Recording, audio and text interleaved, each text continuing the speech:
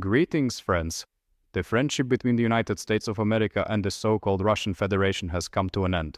The Russians have officially condemned Trump's decision to help Ukraine.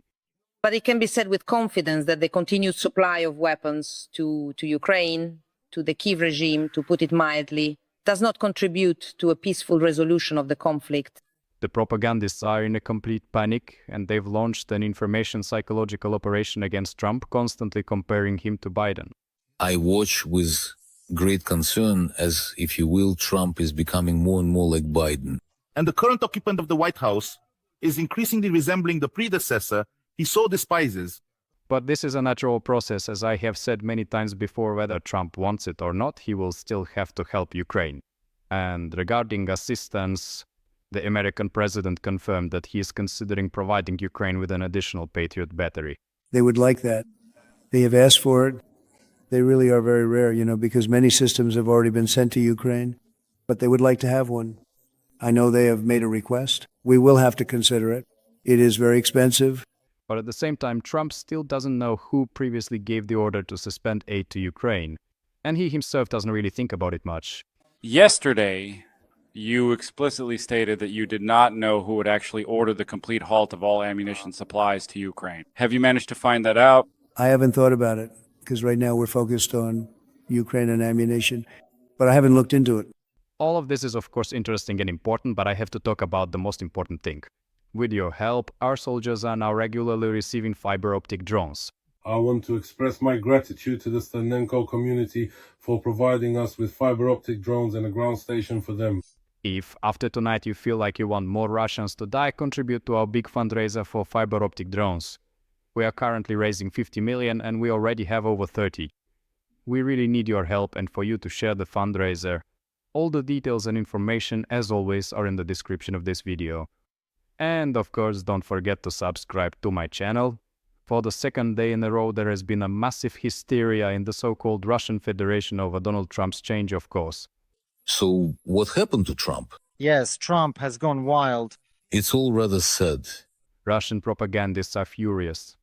These are the same people who just a week ago were saying that Trump is the greatest friend of the so-called Russia. Now they're outraged and claim that you can't threaten Russians. Does he really think seriously that he can just talk down to us and we'll obey? Well, threatening Russia is pointless because that sort of thing only energizes us.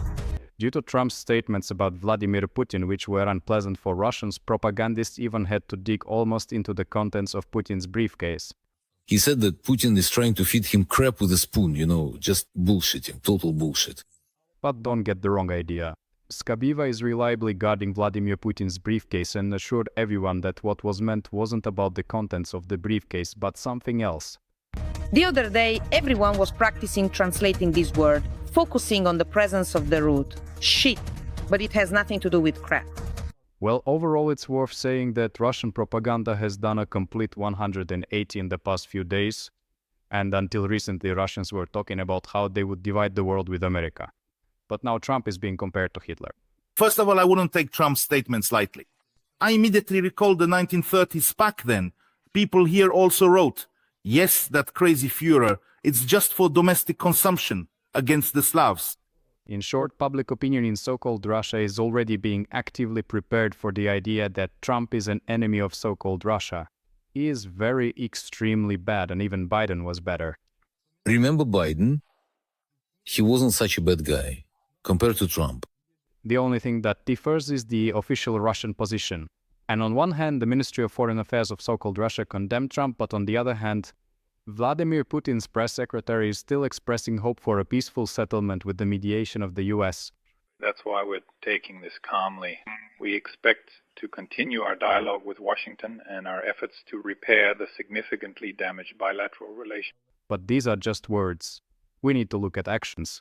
And with their actions today, the Russians have responded to all of Trump's peace proposals. Last night, the Russians carried out one of the largest combined air attacks against our capital.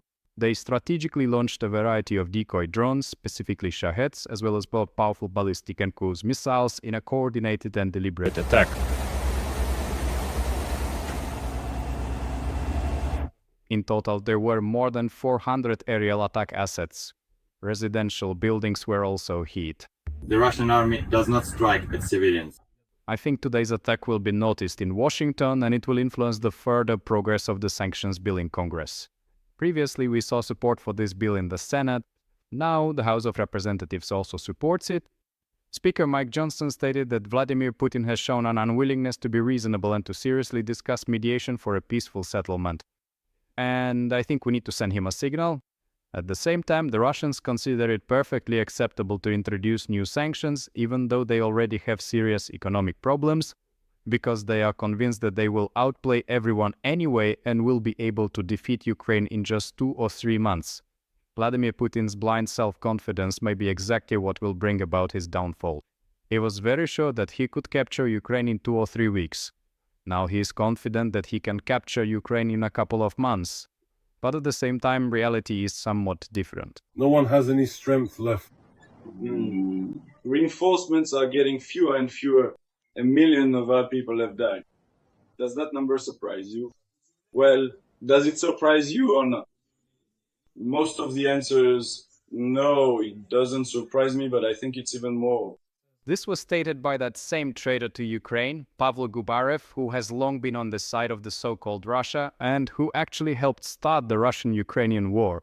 Now he regrets it.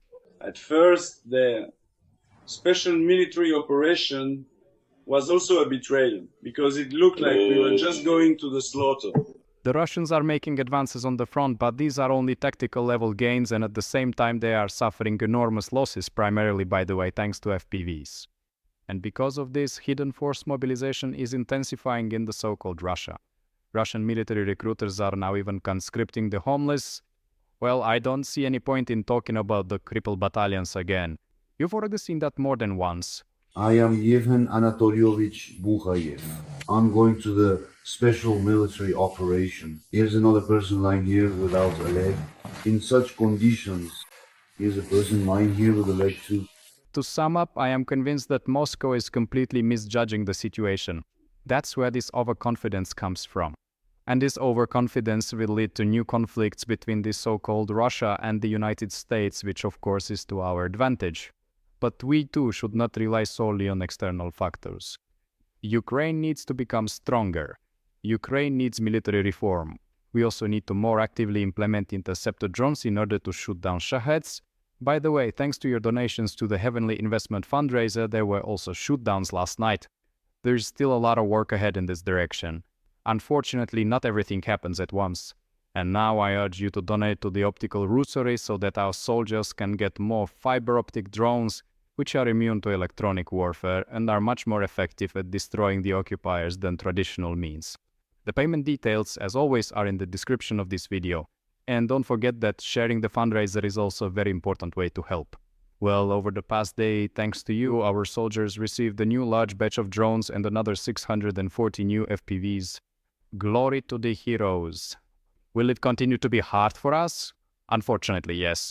We are fighting against a strong enemy who has vast resources greater than our sun, whose goal is the complete destruction of Ukraine and the Ukrainian nation. But I am convinced that in the end the Russians will not succeed and sooner or later they will fall themselves. Continue to support the security and defense forces of Ukraine.